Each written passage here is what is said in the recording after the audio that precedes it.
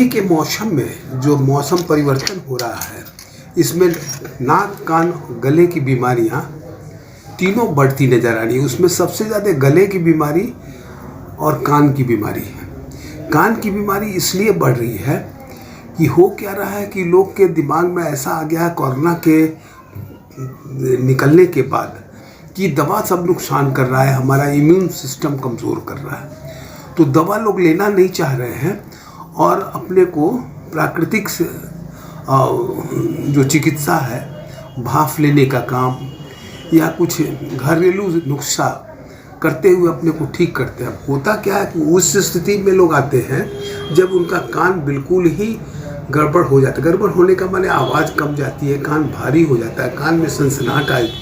उस स्थिति में थोड़ी सी परेशानी होती है ENT वालों को, नाक कान गला वालों को इलाज करने में, कि थोड़ी सी लेट हो जाती है। उसमें हो सकता है कि दवा औषधि से भी ठीक हो या एक छोटा मोटा कुछ और भी ऑपरेशन की ज़रूरत पड़ सकती है, या कभी कभी सुनाई की भी इतनी ज़्यादा कमी हो जाती है कि वो एक दूसरा प्रॉब्लम क्रिएट कर देता है। इसलिए अगर सर्दी जुकाम अगर है तो किसी विशेषज्ञ के आसपास राय बात लेके ही उसका उपचार घरेलू करना चाहिए, और घरेलू में भी किस एक्सटेंट तक करना चाहिए और कहाँ तक नहीं करना चाहिए ये समझ लेना चाहिए। नहीं तो परेशानी हो जाती है मरीजों को भी और परेशानी हो जाती है चिकित्सकों को इलाज करने में भी। क्योंकि आज के समय में सर गांव में जिस तरीके का माहौल है, गांव में जिस तरह से वहाँ पे लोकल वैद्य है, लोकल डॉक्टर है, जो वहाँ पे मतलब वहाँ पे जो डॉक्टर बैठे हैं, जो लोकल वैद्य बैठे हैं, बाबा बैठे हैं,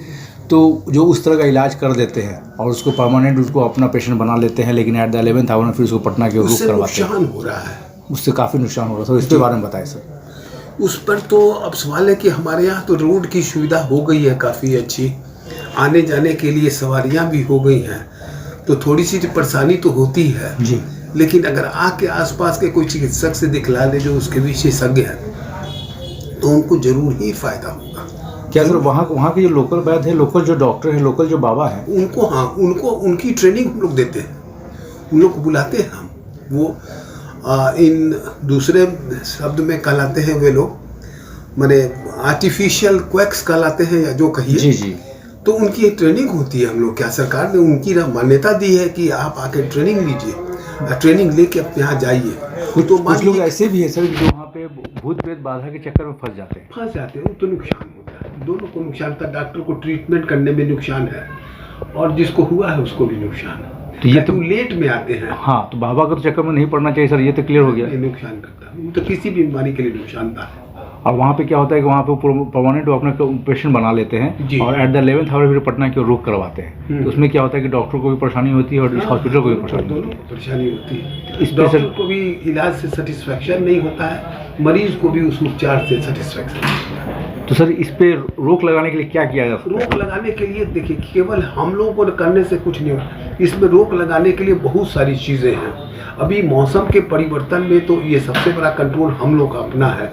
वो तो उपाय अपने आप को करना होगा, अपने आप को बचाव करना होगा, वो तो सरकार नहीं करेगी। सरकार के यहाँ जो सुविधा है उस सुविधा के मुताबिक जो प्रदूषण है वो तो अपने बहुत ही ऊपर के सीमा में जा रहा है। पूरे देश में कहिए या पूरे देश में तो बहुत चरम सीमा पर जा रहा है। तो ये प्रदूषण भी एक कारण है जो कि एलर्जी की वजह से नाक में तरह तरह की तकलीफ दे रहा है। किसी को ज़्यादा छींक आना, किसी को नाक से पानी गिरना, किसी का नाक बंद होना, किसी को नाक के महक का ख़त्म हो जाना।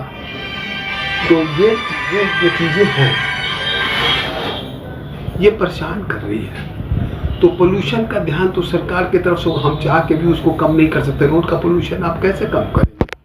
तो उस पोल्यूशन को बचाने के लिए आपके पास जो सुविधा है, आपको जो हम लोग अवेयर करेंगे कि आप मास्क लगा के चलिए जैसे कोरोना में चलते थे, या अगर आप सक्षम है तो नाक का फिल्टर भी आता है, नाक में फिल्टर लगा के चलिए। तो उससे प्रदूषण का इफेक्ट जो डायरेक्ट साइनस के जरिए कान पे जा रहा है, जो बहरापन कर रहा है, अभी के समय में बहरापन बहुत जल्दी आ जा रहा है। 30, 35, 40, 45 साल के लोग बहरापन लेके आ रहे हैं। पहले था कि वो बहरापन आता था 60 के बाद, अभी बहरापन बहुत अर्ली आ रहा है। उसका कारण है एक तो कि आपका वो माइक्रोफोन वगैरह लगा जी। के काम कर रहे हैं हमारे। दूसरा है पोल्यूशन के चलते भी कान हमारा खराब हो रहा है। तीसरा है ये जो तरह तरह के मॉडर्न जो आधुनिक उपकरण चल गए हैं म्यूजिक के, वो नुकसान कर रहा है।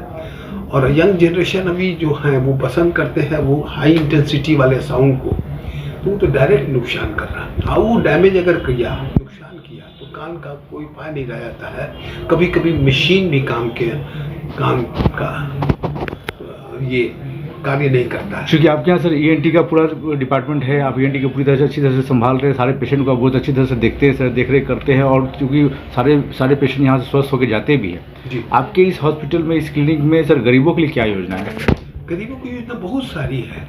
जो बीपीएल के कार्ड हैं उन सारी सुविधाएं उनको, उनका ऑपरेशन फ्री है, उनकी दवा फ्री है। दवा तो सबको फ्री है हॉस्पिटल के आउटडोर से, इवन इंडोर से भी है।